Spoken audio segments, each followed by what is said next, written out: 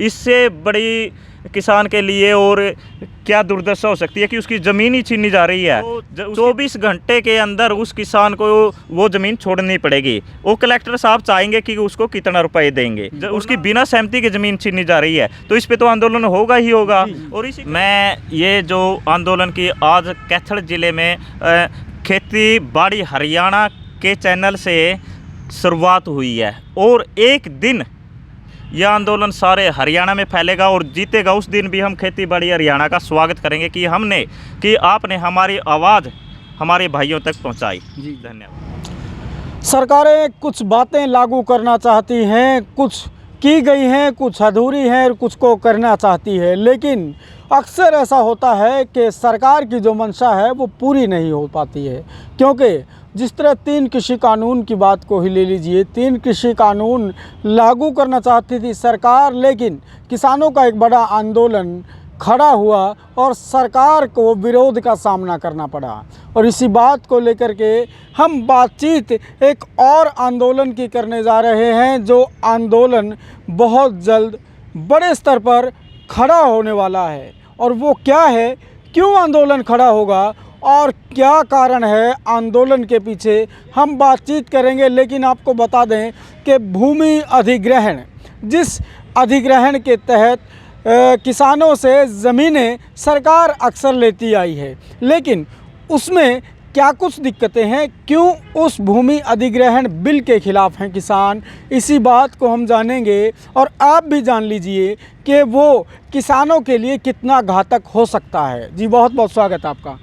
आपका भी स्वागत और आपके दर्शकों का भी। आपका पूरा नाम बता दें। जसविंदर ढूल हरसोला। जी, तो जसविंदर ढूल जी, आंदोलन भूमि अधिग्रहण जो बिल है उसके तहत आंदोलन आप खड़ा कर रहे हैं, उसके विरोध में, बिल के विरोध में, क्या वो आंदोलन है और क्यों उसके विरोध का स्वर अभी से उठने लगा है?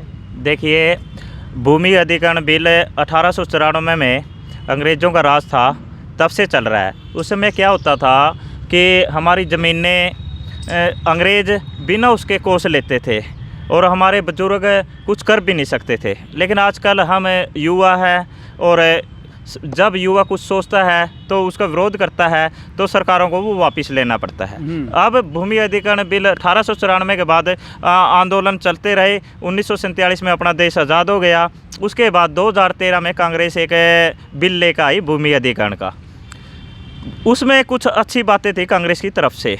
उसमें कहा गया कि जिसकी हमने ज़मीन लेनी है 70% किसानों की उसमें सहमति जरूरी है, रजामंदी जरूरी है। और सेक्शन 4 और 6 से नोटिस भेजे जाएंगे कि आप यह ज़मीन देना चाहते हैं या नहीं। और उसमें एक सबसे अच्छी बात थी कि जो शहरों के नज़दीक ज़मीन थी उसका 2 गुना देते थे करेक्टर रेट का, और जो शहरों से दूर थी उसका 4 गुना देते थे।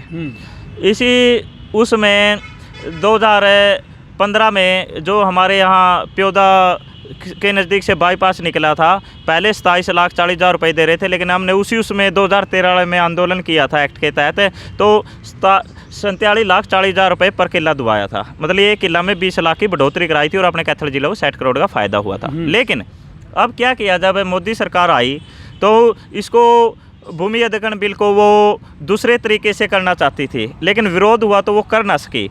लेकिन उन्होंने फिर सोचा कि इसको कैसे लागू करें। हरियाणा सरकार ने 2021 में यह भूमि अधिग्रहण हरियाणा में लागू कर दिया।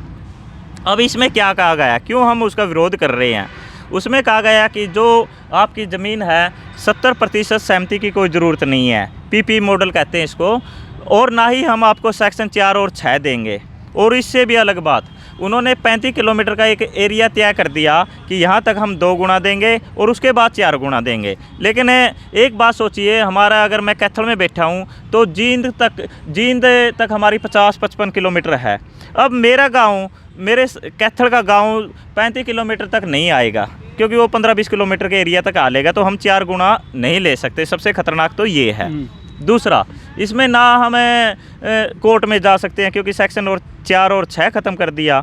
और इससे बड़ी बात यह है कि डीसी साहब, मतलब कि उपायुक्त महोदय को पूरी वो दे दी कि अगर आप जिसकी ज़मीन लेना चाहते हो तो 24 घंटे के अंदर उस किसान को वो ज़मीन छोड़नी पड़ेगी। वो कलेक्टर साहब चाहेंगे कि उसको कितना रुपए देंगे और ना हम आंदोलन कर सकते।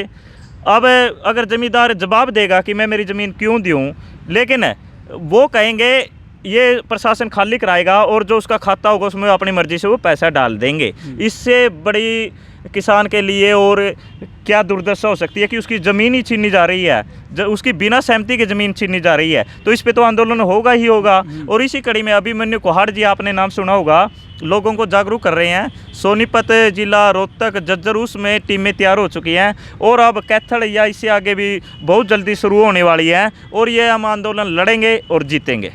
आंदोलन अगर बात करें, अभी तो एक आप आंदोलन खड़ा करके आए थे और कह रहे थे हम जीत गए हैं, दोबारा से आंदोलन और अलग से आंदोलन क्यों किया जा रहा है, जबकि संयुक्त किसान मोर्चा एक ऐसा मोर्चा है जिसमें तमाम किसान संगठन काम करते हैं, अलग से ये जो आंदोलन खड़ा करने की क्यों नौबत आई? देखिए, ऐसी कोई बात नहीं। संयुक्त किसान मोर्चा पूरे भारत की जिम्मेवारी ले रहा है और हमें अपने हरियाणा की या अपनी स्टेटों की भी जिम्मेवारी लेनी पड़ेगी।